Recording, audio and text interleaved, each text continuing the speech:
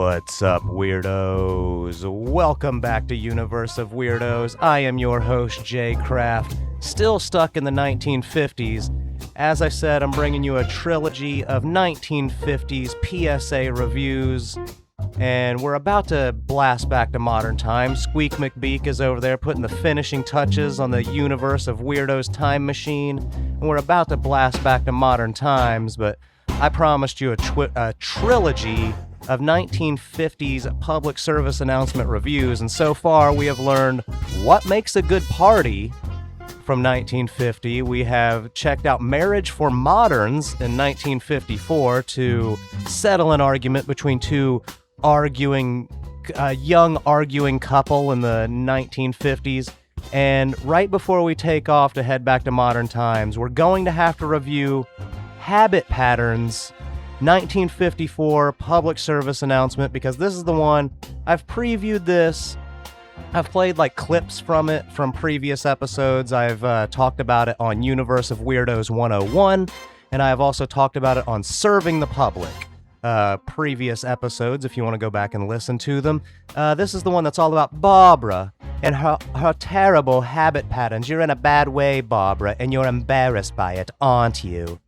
So here we are, Habit Patterns 1954. We're going to go over this one in its entirety, not just the 90 seconds worth of clips that I played in the past. And we have two goals on this one. Number one, are the habit patterns still relevant? We're going to obviously give it a nice review that it deserves. But we're also going to stick up for Barbara, because I find this narrator lady to be very condescending, very twatty, if you will. She has a very cunty tone to her voice. So we're going to stick up for Barbara. We're going to defend her. And then by the end of it, we're going to put her in the Universe of Weirdos time machine with us. And she's going to come back to the present day, because you don't deserve that shit, Barbara. You don't deserve to be, just because you're in 1954 and you like to sleep in a little bit and not do your hair and all that shit. You know, you're a busy lady. Fuck them giving you shit. But, you know, so here we are. We're going to talk 1954 habit patterns. Habit? Why would I try to say Pabbit? But anyways, here we go. Barbara, how are things going for you? This is another McGraw-Hill Text Films. I'm going to keep the volume a little bit low while we go into the opening credits, because at the very least, YouTube likes to send me emails anytime I play these, because they get mad about the orchestra music that's in the background. But so here we go. Barbara is crying in her really messy room. She's got her arms folded over her chest. She looks like she's a vampire, or like she's lying in a coffin and crying. Poor Barbara. What's wrong, Barbara? It's a little late for tears, isn't it, Barbara? Not really. She's like 18. Even though you didn't know it was going to happen today, you've still had your whole life to prepare for it. Of course, you've gotten into the habit of not being prepared. And now it's a little late, isn't it? Okay, so here's what I've picked up, what I've learned in the meantime since doing these before. Barbara is, she's a blonde girl. She's played by an actress, Judy something, or Jan, or something like that, but she went on to be in, like, zombie movies. So that's pretty cool. And then, you know, we're going to compare her in contrast to Helen, some dark-haired lady with, like, V-shaped bangs, and, like, I don't know. Helen, I feel like Barbara is probably more attractive than Helen, so I don't know why we're trying to compare Helen to Barbara and say, this is who you should be, Barbara. So whatever, but here's what we're going to do.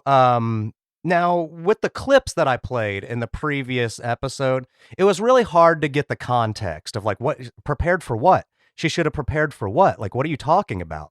And there's still, like, not a whole lot of context, or at least it's put very vague when you watch the entire thing. Like, I don't know if the thing she's supposed to prepare for was, like, the first day of school, or maybe it was the last day of school or something, but, like, they don't necessarily say what this really important thing that she has to prepare for. You've had your whole life to prepare for it, unless I missed it when I went through and watched this in its entirety. So let's pay attention and see what's going on with Barbara. Let's see why she ruined her life at, like, 17 years old already. All right, so there's her alarm clock going off. She's laying in bed. You're a creature of habit, Barbara. We all are. Unfortunately, not all of your habits are good ones. This was how your day started. She turned off the alarm and rolled back over to sleep. Now, here's Helen. She has the same alarm. Helen is a creature of habit, too. And you guys have the exact same sounding alarm. Went off. Because, Barbara, that's what she really had in mind when she said it. Okay, so don't hit snooze. I kind of agree with that. Don't hit snooze. Like, when the alarm goes off, just get up, dude. Just drag your sluggish ass over to the coffee machine and make yourself something nice, hot, and dark. Because, and nobody's ever benefited from sleeping fucking 10 extra minutes. If anything, is going to make you feel a lot more like shit. So, just get up.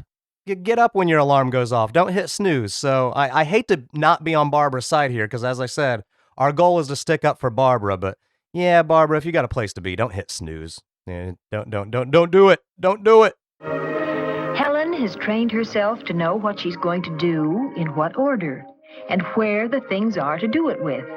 What order? She really doesn't have to think about it. She already knows what clothes she's going to wear today. As it turned out, it was a special day for Helen, too.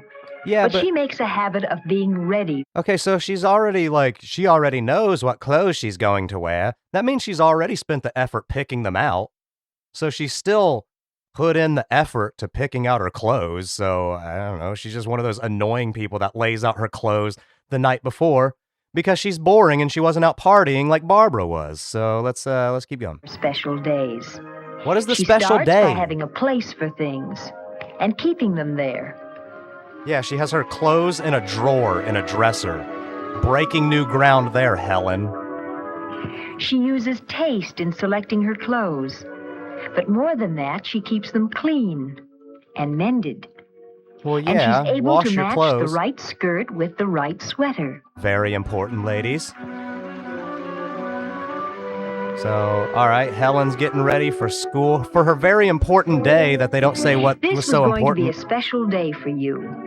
But you hadn't gotten very far with your preparations for it. Yeah, she's still sleeping. Was your whole family asleep? No, your mother was up. Had been for an hour. Barbara! Barbara, get up. You'll be late for school. Get up, Barbara. This is how we talk in the 50s. Every morning, Barbara. Barbara, do you hear me? Barbara, do you hear me? If your mother stopped acting like a second alarm Barbara clock for doesn't even know one day, what you'd day it probably think is. It was a dirty... Pete's sake, I hear you. I'm up. You didn't seem at all appreciative. Barbara's getting ready. Fuck off, Mom. I'm getting ready. Even if you're not really well-mannered, you could make a habit of being civil. And you weren't really up when your mother called you. Little lies are such a firm foundation for big ones. You started your day with no plan at all. I thought she had a very special day ahead of her. How would she not have a plan? She plans on executing this very special day that you're not talking to us about in specific terms. You're just saying it's a special day and not why it's special. So surely she would have had a plan for this very special day. Like, what the fuck? This whole thing is weird. This is the weirdest 50s PSA that I've done because they just talk in such weird, vague terms. And I get that the point of it is basically have good habits. Don't get yourself in the habit of sleeping in and you know, get yourself in the habit of washing your clothes regularly, being up on time and all of that stuff. But their execution is just so bizarre and just disjointed that I don't really get it all that much. But let's keep going with Barbara's special day that she had her whole life to prepare for, even though she doesn't have a plan. Your hairbrush? Can't remember where you left it? How do you not remember where you left a hairbrush?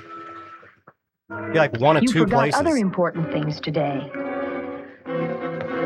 What else did you forget, Barbara? Oh no, she's looking for clothes and can't find any. You meant to fix that collar, but you've gotten into the habit of putting things off. There are so many things you plan to do this coming Saturday or the one after that. Let's see. You found the algebra notebook you lost. The ski pants you meant to put away in the chest. The Afghan you started to knit last summer. And, oh yes, The sweater you were looking for. There it is, Barbara. Congratulations, you found it. Don't listen to this twat. Uh-oh, Barbara, you're running late. You better get ready. Hurry, Barbara, hurry. You decided to cover the spots on your sweater with a scarf. You often do that. But you can't forget that the spots are there. If you had a no one can habit see 'em, who plan for your cares? mornings, you might get off to a decent start someday. Yeah, Barbara. Helen has a habit plan, and it includes a healthy breakfast and a pleasant word with her parents. Oh, what do they talk about? All three always enjoyed Mr. Elliott's comments on the news. Oh, yeah? Well, the blacks are really ruining downtown, aren't they? You know it was something like that, 1954. Come on. So, I heard one of those Negro jazz musicians might have committed a robbery last night. Better lock our doors, eh? Ugh, 1950s America just seemed like it fucking sucked for anybody who liked to do anything that was fun. Like, I bet a lot of, because, like, that's what the, like, conservative stick-up-their-ass people, like, always idealize as the 1950s.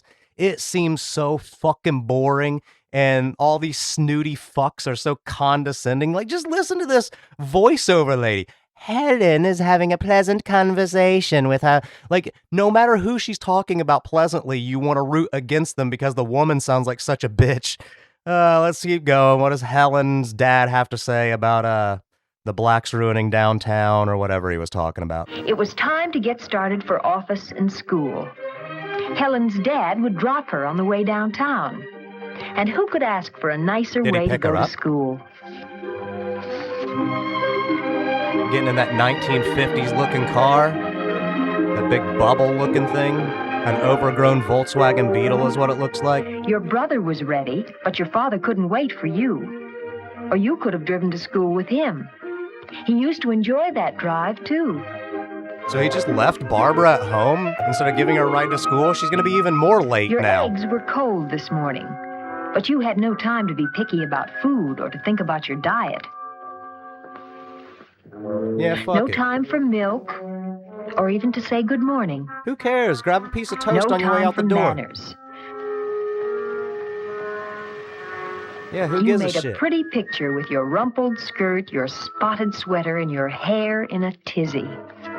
Yeah, so, like, they're angry at Barbara because, like, she's in a rush. I mean, what do you expect her to do? Like, hey, I'm running late as it is. Like, I'm not going to sit down and eat a full breakfast. My dad already left me for being late. Like, what the fuck? You expect me to sit down and eat this whole thing? No, I'm going to fucking grab a slice of bacon, grab a piece of toast, and run out the fucking door. I'm late, and now I have to run to school because my father in an automobile left without me because he's a dickhead. I'm starting to think that Barbara's parents might be the ones that suck. So let's keep going. What's up with Barbara? And your hair in a tizzy.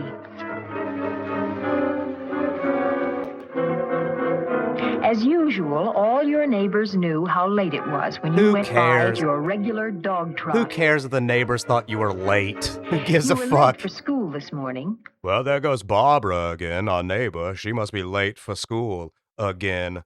Oh, Frank, you're such a gossipy little twat. Why don't you shut the fuck up and mind your business? That's how that conversation should go if the neighbors are worrying about you being late for school. Jeez. So, all right, so Barbara rushes into her classroom. She's late, it looks like. So what do you And have you're to say, almost Barbara? always late. And you're guilty about it. More so because your lateness is habitual. Don't be guilty about it, Barbara. You're in a rut with a bad habit. And the longer you stick with the habit, the deeper the rut gets. She's in a classroom When with you like saw 12 Helen, kids. You suddenly felt envious. But Why more would you than be that, envious you felt of a Helen? distaste for your sloppy ways.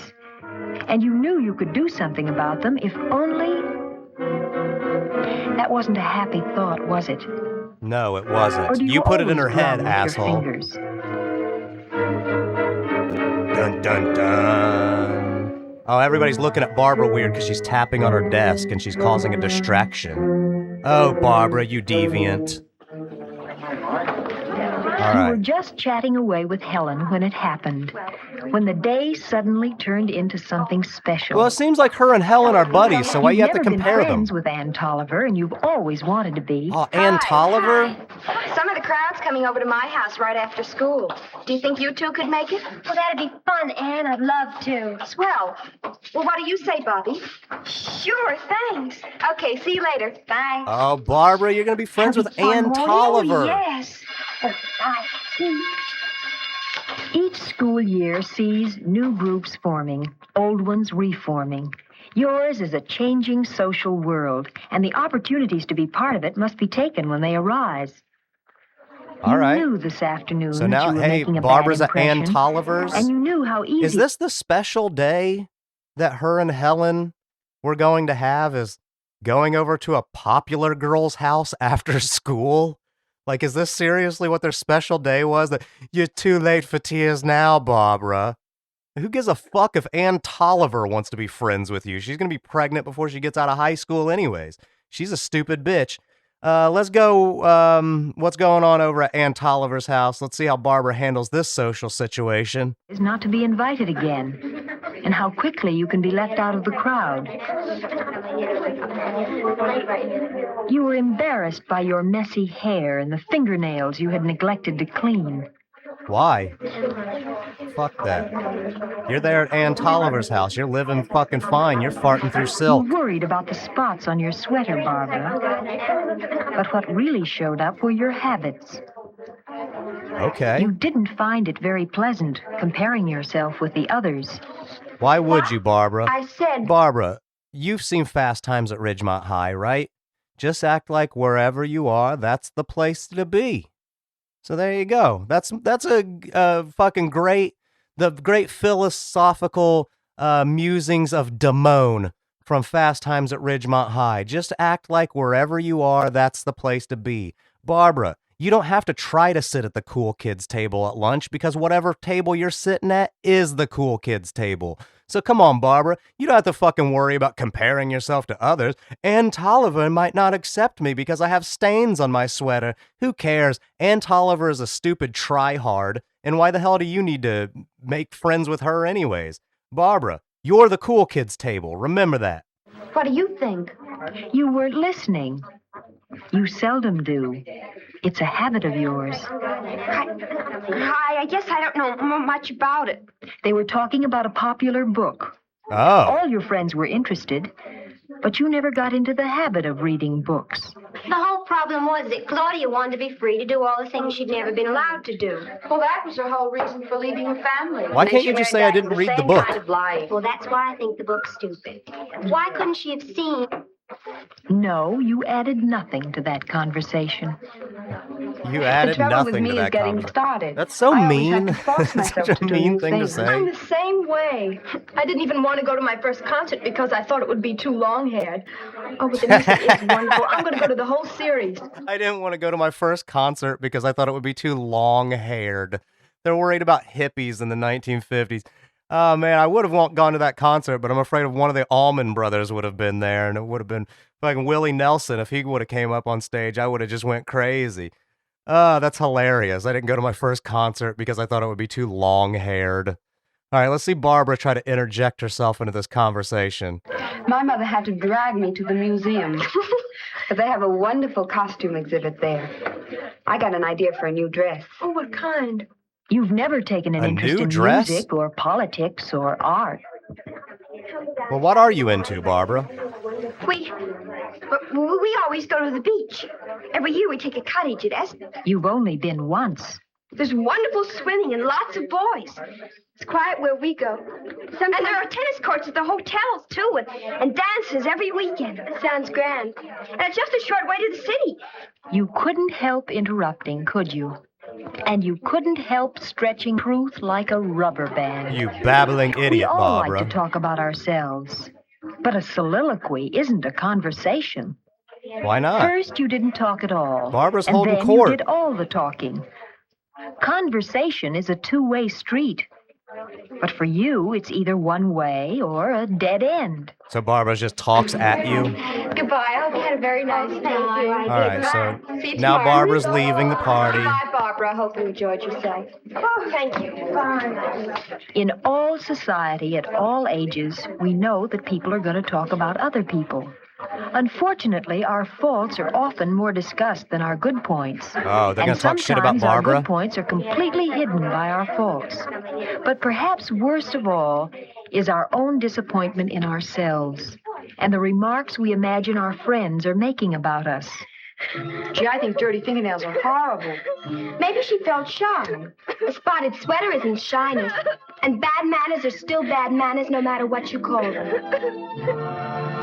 Now, in your own room, the memory of this day stands between you and your whole pattern of behavior. This was your special day? Where will you start? Your complexion?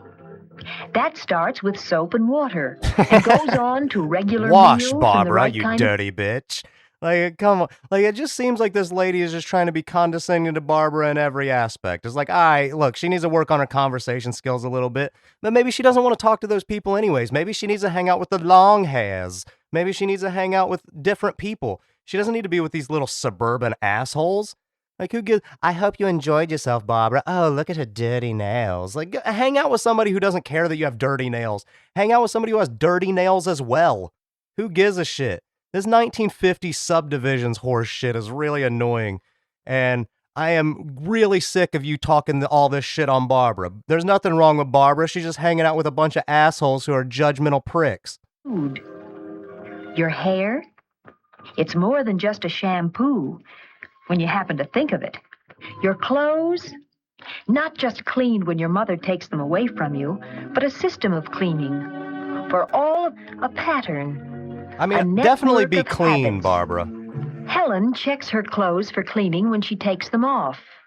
That's Why? a habit of hers. Okay, This so morning, OCD. Helen took her skirt from the front of the closet. Tonight, she hangs it in the back. That's a habit, too. So she's One on the OCD. plus side. It gives clothes a chance to hang, rests the fabric. Tonight, Helen makes a plan for tomorrow. What to wear, what to do, when to do it, designed for living. Okay, so yeah, she's way too into herself. Helen's just way too into herself is what it is. Helen spends the time to pick out what clothes she's going to wear in the morning and then move this from the front of the closet to the back of the closet, spin around 3 times, knock on the table, and then do a fucking jumping jack. Helen has OCD. Why are you trying to compare her to fucking Barbara? Just because Helen takes a shower? Just because Helen has fucking clean clothes? Now, Barbara needs to work on her hygiene a little bit. I will not let smelly people in the Universe of Weirdos time machine with me, but I still don't see what's wrong with Barbara just trying to be like a little bit of a mess. Like, I don't give a fuck that she lives in a cluttered environment. I don't give a fuck that she has dirty nails. Like, yeah, I mean, definitely take a shower, Barbara. We don't want to smell your BO. We don't want you to wear dirty clothes, and we don't want to smell your dirty clothes. But for the most part, it seems like Barbara might be a lot more fun to hang out with than Helen, because Helen seems like she'd be like, oh no, that's not part of my habit routine. We need to do this. We need to do this. We need to do this. Like, fuck you, Helen. No, I'd rather hang out with Barbara. Has the habit of being ready for special days. It wasn't a special day. You were hanging out at a girl's house in high school. Special day would be like your graduation, your wedding, your fucking... Good habits save time and energy and give us greater freedom to do those extra things we want to do. Or you can be like Barbara and do all of those extra things that you want to do instead of the things that you need to do. And then you can fill your whole life with fun and then just scramble at the last second when you have to do something. Fuck that. I don't give a fuck that Barbara's a bad student. Hey, Barbara, D's get degrees. So fucking go in there, get yourself the fucking bare minimum as possible, and you're still going to graduate just like Helen did. I did the same shit. I put in the bare minimum in high school and still graduated just like all the people that put in all of the effort, and I still went to college. So I don't know that really high school is all that important. They try to make it seem like it's the best years of your life, but really, it's just 4 years you got to get over so you can start living an adult life, because Barbara, you're going to be a fucking fun adult, and Helen's going to be a boring fucking maudlin drip is what she's going to be. So let's finish this out. We got about a minute and a half left. And here's Barbara, dressed in her nightgown. Or I guess it's just a robe. It wouldn't be a nightgown. That'd be a little bit weird. Yes, a good start. But these improvements are not yet habits, not by any means. Oh, They she's must all showered and happen happy for herself. And again, until they fit into the fabric of the days without conscious thought. Congratulations, If you Barbara. try- You took one shower, but we were going to need you to take one every single day. Just doing it once means nothing. Really try, you can root out the poor, accidental habits and establish in their place the good habits approved by custom, accepted by society. Make your own rules, Barbara. Make your own kind of music. That's what the mamas and the papas say. So she's just kind of looking around like, I need to straighten myself up. She's picking up her clothes. She's going to hang it in the closet, probably. If I was you, I'd just throw it on that chair and say, fuck it, I know where it is. And that's exactly what she did. Oh, Barbara, you rule. There you go. Baby steps, Barbara, baby steps. We don't need to jump into this hole. We don't need to try to be Helen overnight. Across the street, Helen's light goes out. Reasonable hours are part of her pattern. And you, Barbara, well, you've had a hard day. But staying awake to think about it won't help it any. Oh, just stay awake as long Go as to you bed early want. for a change. Give yourself a good start on a new day. Fuck it, Barbara. You should get 4 hours. The End, McGraw-Hill Book Company by Knickerbocker Productions Incorporated in New York.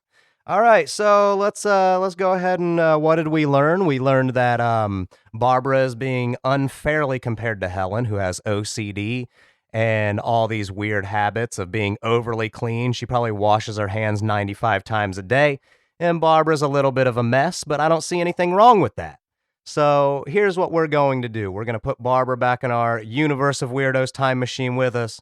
And Barbara, you're coming back with us to modern times because you would fit in a lot better in modern times than you would in this 1954 environment where every little move is scrutinized and you're a deviant and you have a bad habit. And you had your whole life to prepare for the one day you were going to Ann Tolliver's house. Who gives a shit, man? Ann Tolliver's not fun either. Helen's not fun either. None of these people are fun, Barbara. You're fun. You're the shit. So get into this damn time machine with me and Squeak McBeak, and let's blast back to the present because you're going to have a lot better time in 2026. And that's going to be it for us for this episode of The Universe of Weirdos. Going back to modern times for the next episode, I think I'm going to be doing something with Brother Dan to do another Origins episode. I think we're going to do one that's focused sheerly on comedy. So we're going to be talking about the origins of stand-up comedy and different vaudeville things. Who was the first ventriloquist? What was the first knock-knock joke? I got all of the origins from all of the different aspects of comedy from all throughout history. And Barbara, I'll tell you all about that one when we get there. I'm going to try to do that one with Brother Dan, hopefully. And aside from that, I guess if you would like to rate, review, share, subscribe, give a 5-star review, nice words of encouragement on whatever podcast platform you're listening on, that would surely help out our show grow and help us get into good habit patterns with podcasting. Not like Helen, who doesn't have a podcast at all. And, you know, if you would like to find me on any of my socials, I am jcraft247 on Twitter/X. I am Universe of Weirdos on Instagram. And if you want to get in on a feedback and questions episode of Universe of Weirdos, send any of that feedback, send any of those questions to universeofweirdos@gmail.com. I am going to be a lot more selective with my feedback and questions, and I'm going to be spacing them out a lot more because I don't know that people really like the feedback and questions episodes too much. They get like half the downloads of all my other ones, so I don't know. We'll figure it out. But some of you guys really like corresponding with me, and I don't want to take that away from you. So we're going to work out a solution, damn it, and find a happy medium because that's what Barbara would do. We'll get into a good habit pattern with our podcasting. And aside from that, I guess we will be blasting off until next time. See ya!